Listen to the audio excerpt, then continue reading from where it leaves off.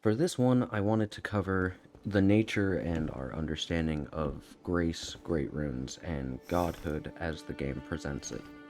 Essentially, while looking at the lore as I understood it, I think I figured out exactly what runes and godhood are, and I think I have a solid theory about what grace is. Now, this is going to be a larger video, so for ease of editing, I'm going to split it into 3 parts, and we're going to start off with the great runes. So with great runes, it would be a good idea to first understand what kind of powers and runes are classified as great runes to begin with. The first, most obvious one is the Elden Ring, which is broken down into multiple great runes that you acquire throughout the gameplay of Elden Ring. There is the rune of destined death, held by Malekith, which he stole from the Glowmite Queen. And then there's the great rune of the Unborn, which I will explain why it is separate from the Elden Ring in a moment. And then there's the Night Lord's rune from Night Rain. Now, what do we know for certain about great runes from cutscenes and how we can interact with them? Well, we know Marika shatters the Elden Ring, thus they are physical in some way, but they're also obtained and inherited like some kind of essence of some sort. So they seem to be paraphysical in a way, able to be melded and tampered with when the owner chooses, but otherwise they are just a visual representation of the power that lies beneath. And now that's the least confusing part done. Getting into the power and usage of Great Runes starts to make it a lot more complicated. So we're just going to go down the list from what I think is the easiest to understand and move down to the hardest. So Rennala's Great Rune was gifted to her by Radagon, and as far as I can tell from all research and exploration, it was gifted before the shattering of the Elden Ring. Thus, we can assume it is an entirely separate entity altogether, or it was removed in a similar fashion to the Destined Death rune, more on that later. An interesting thing to note here, which will be very important in a moment, is that the Great Rune is held by Radagon, who was a mere champion, in the words of our sacred turtle Pope Muriel. As for the effects of the Great Rune, it seems to have one singular purpose. It perfects the rebirth cycle. Now things get more complex depending on whether the Great Rune already existed, or if Radagon made the Great Rune for Rennala. If he made it specifically for her, then it's pretty straightforward and makes a lot of sense. He knew she had the power of rebirth, and as his final act of love, he expended an absurd amount of power to help aid her in the one thing that he knew she always wanted. However, I think that this is less likely than the more complicated alternative. I think he already had the Great Rune, which was why he was so powerful to begin with. It is made clear in a kind of strange turn of events that Radagon and Marika are the same person, which is why I think it is no coincidence at all, and that this Great Rune was specifically designed for Radagon, or at least it was designed by Radagon Marika much earlier on. However, this would start branching into the Godhood part of this video, which won't make nearly as much sense unless I move on to the next Great Rune and have a solid base understanding. I will also say that the shape of its rune implies it would have been part of the Elden Ring. However, I couldn't find a lot of evidence implying its removal. And also, Destined Death is confirmed to have been removed, and it doesn't match the Elden Ring shape at all. So, as much as it could swing either way, I, for now, have to choose to say that it was a separate rune altogether. The Elden Ring has an immediate large jump in complexity, and is much harder to really grasp what it is than the Unborn rune. So, for starters, this is where we start to know that Great Runes seem to require a host of some kind. Not in a symbiotic way, a Great Rune can exist on its own just fine. It's like an inanimate object. However, for it to have any effect at all, it must be used like a tool. We can determine this due to the outer god known as the Greater Will always requiring a host for the Elden Ring.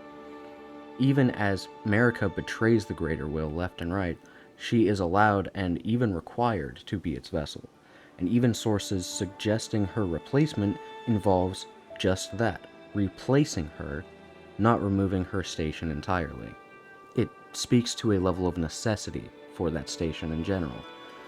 Which brings in the other layer of understanding that the Elden Ring came from the greater will itself, not from anything or anyone that was previously present in the lands between.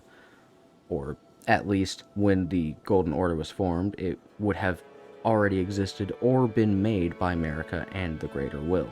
So the next most important thing to understand about the Elden Ring is understanding that its benefits go hand in hand with the Erd Tree. From the minor Erd Tree spell in the DLC, we are told exactly what purpose the trees serve. The description states, America bathed the village of her home in gold, knowing full well that there was no one to heal. Basically, the Erd Tree, or Erd Trees plural if you can include the minor Erd Trees, they act as a sort of conduit. The tree is placed, and then from that tree it spreads the grace and blessings of the caster, and in this case it spreads the benefits of the Elden Ring itself. But what benefits does the Elden Ring provide? First, we know that it gives people grace, which is a concept that I will have to handle in a little bit. There's a lot of intertwining knowledge that makes this just a little bit hard to cover if you haven't noticed. We know that the Elden Ring grants immortality, which is not to be confused with invulnerability. See, those blessed with the grace of gold won't ever die. However, it doesn't seem to protect them from anything else. We see this everywhere in Elden Ring. It can be hard to notice at first when you're being blinded by the radiance of the tree and the thrill of fighting, but if you explore at nighttime when it's peaceful and you start to pay attention, you'll notice that things seem off. The bodies on the crosses that you thought were dead and crucified start screaming every single night, just wailing in agony. Corpses by the hundreds rise up from the grounds of Caelid. They don't seem to have any of their wits or strength to them either. All they try to do is grab and consume you. From what I can tell, these were originally blessed inhabitants of the lands between. It's also important to note that not everyone beneath the Erd Tree received this grace either. Multiple other races, including Omens, Albinurics, and Demihumans were left graceless, and thus could still die. This branches into the Rune of Destined Death, which I'll cover after one last point. Find it curious that only people without grace seem to be able to contact outer gods. The only exception I can think of are the demigods, which, as I cover Godhood, we will learn why they might be an exception. Now, in the last video I released, VodiVidya brought up a good point that there was a blinding light from the Erd Tree preventing them from seeing other pathways. This does kind of seem to be the case. They get granted blessings and grace, and in return, they are forced into undying loyalty because they cannot see any other alternatives. Seems like something that honestly would not be beyond the Golden Order. Every lore description I've ever read has talked about the Golden Order doing terrible things. Plucked from the Golden Order upon its creation, this is the rune a lot of people associate with instant death. Now, it is important to understand the distinction between Deathblight death and destined death. First off, Deathblight. Deathblight began when Godwyn the Golden was ritually assassinated, and it began to spread as only his spirit was actually killed. The ritual was a kind of trade-off. They killed one full person, quote-unquote, by killing Ronnie's flesh and Godwyn's spirit. Thus, it kind of remained in balance. Now, this leads to a spiritless amalgamation of flesh that just grows eternally with no spirit to direct its growth or to keep it alive. We see these almost duplicates of Godwyn in nearly every crypt that has Deathblight associated with it. Just right there at the end boss. The final wall that you'll see in every single one mimics his face. Now, this leads to the rise of those who live in death. Meant to be taken almost literally, they are alive, moving, they can kill, interact with things, but they are also completely dead and beyond saving. There is nothing else to them. From this, I think we can assume that Deathblight does something similar to what Godwyn experienced. Once you've been exposed to too much, it leads to an immediate spiritual death that leaves you undead and a vessel to spread its influence. If I want to cover it more, I will get more into Deathblight specifically in a different video. But for now, let's move on to the real deal, true death. A common misconception that I see frequently is that destined death is death itself, like the very concept of it. They think that even a single touch of the rune can kill you because it is death. But I think I have sufficient evidence to prove otherwise. First off, in the Shadow Realm, death still exists. If a completely separate realm with different rules can still follow the one basic rule of death, then it doesn't make sense why death and this one great rune would be completely inseparable. It also wouldn't add up to things like the Giant's extermination plan or the Tarnished being sent out to die. No, I think the way the rune is used, that destined death is more of leveling the playing field. Whoever the Glowmide Queen was, whether she made the rune or found it and began using it to make black flames, it has one singular use. It simply makes the rules of a death apply to everyone, regardless of status. On paper, it seems like something that might be obvious, or even that the rune seems to do nothing. I mean, everyone dies eventually. But if you think about it more, the rune seems specifically designed to bring about a destined death for those that wouldn't. For example, gods. Which, as far as its power goes, seems to completely and easily overpower the immortality granted by the Elden Ring. We know this because small fragments of its strength in the Black Knives are enough to allow the death of Godwin, regardless of him already being blessed by the Elden Ring and being a direct descendant of Marika. And even further, without that usage, it still wouldn't be meaningless at all. Frankly, it's terrifying. As someone with a prior mindset of, like, no shit, everything dies, just get used to it, it doesn't really seem to immediately click the first time around. But imagine this as an example.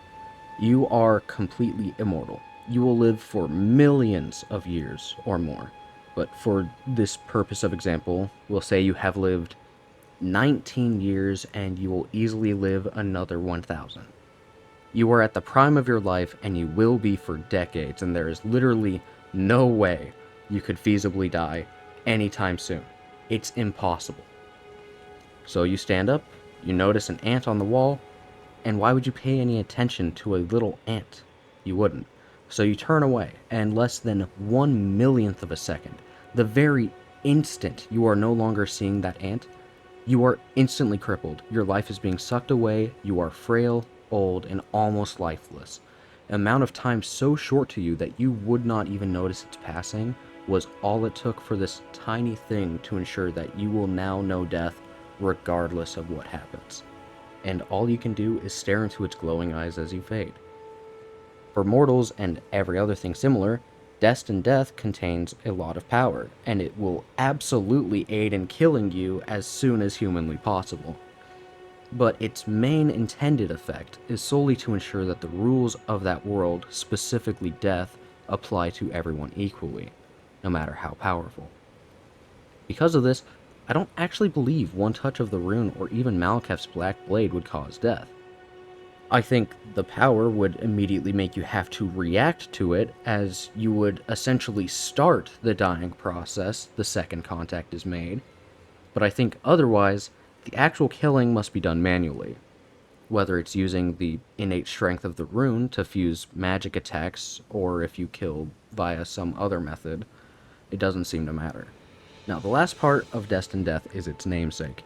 It is called this due to its removal from the Elden Ring, and thus preventing the deaths of gods and demigods specifically.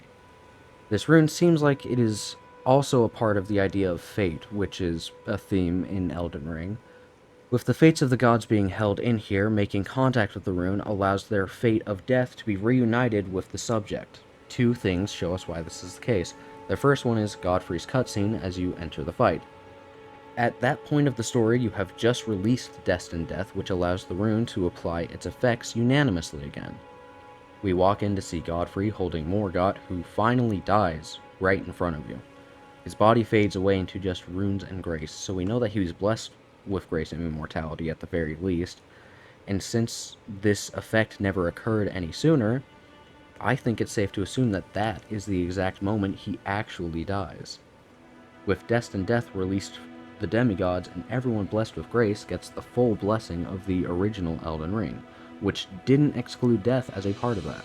Lore-wise, from that very moment, everything in the lands between that was immortal should now be mortal once again, regardless of status.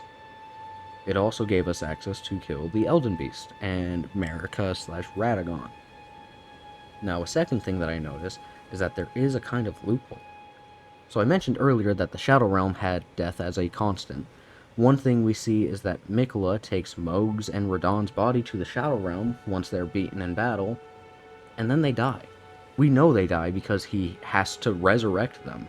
The DLC can be reached way before destined death if you take the right path, and so if death was removed from their person entirely, it shouldn't have been possible, but they still die nonetheless. Using that, we know that avoiding death for certain is a blessing. And once you leave its area of effect, you are no longer immortal. Thus, destined death absolutely cannot be the concept of death itself. It just doesn't add up to think of it that way. And the last thing is that if everything was going to die anyways, why have destined death at all if all it can really do is kill the people who made it or initially had it? I think my best interpretation is that it was there as a symbol of strength. As an outer god, the greater will would need something powerful enough to fend itself from other outer gods, which if you have a rune specifically dedicated to making sure that they can die, makes that a lot easier. Otherwise, I can't think of why it would be necessary, aside from perhaps a symbolic meaning of just making sure that they are removing death from the few specific people. And if that's the case, then it is merely a cluster of power and death for only the people it applies to. Now, each of these great runes is immensely different. So far, there's really only one thing they have in common, which is that they grant their user immense power. Now, it doesn't seem to do this as game, but as far as I know lore-wise, your character would actually receive a general boost to every facet of their power for each great rune or piece of a great rune in their possession. Now, we don't see this with the great runes, but we do see this exact effect take place through the use of rune arcs. When consumed, they grant generic, just non-purposed power. And I notably left out Miquella's Great Rune as well as the Night Lord's Rune. Miquella's Rune serves one purpose, but I think we can see with how the rune is deconstructed, it seems to line up. It does so little else and holds so little power once Miquella has broken it, that I think it's safe to assume you can permanently destroy Great Runes. It would be probably very long and tedious, and I have no way of knowing exactly how long such a task would take, but clearly, Great Runes can be broken down further and further until their original intent is gone. The item description of rune arcs also tells you that this is how rune arcs are made. You break a Great Rune down small enough, and eventually it is just a tiny cluster of power.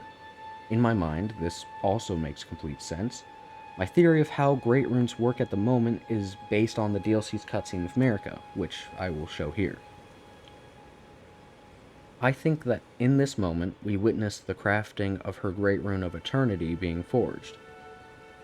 This is before it would be added to the Elden Ring. If this is the case, then Great Runes in their simplest description can be explained as follows. Great Runes are clusters of runes, or the essence of life, made so dense that it takes a physical shape.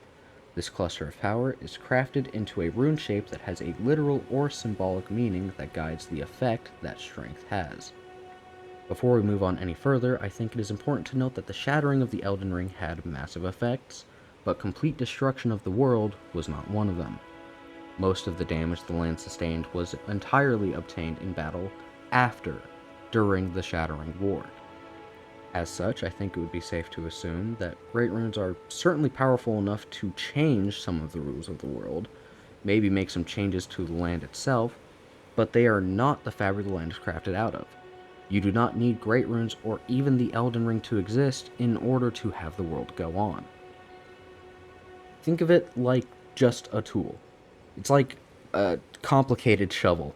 The land existed before it, and it will exist after it. but you can turn that land into nearly anything if you take the time and use the tool appropriately. This is also why destined death is not the concept of death itself. Death existed before, and when the rune gets broken down, eventually it will continue to exist afterwards. Aiding in that effect does not mean you are the source of it. Now, this is a rather abrupt stop, but this is where I would transition into the discussion of Godhood, but since the video would take too long, I'll pick it up next time. So thank you for watching, and this will continue in part 2.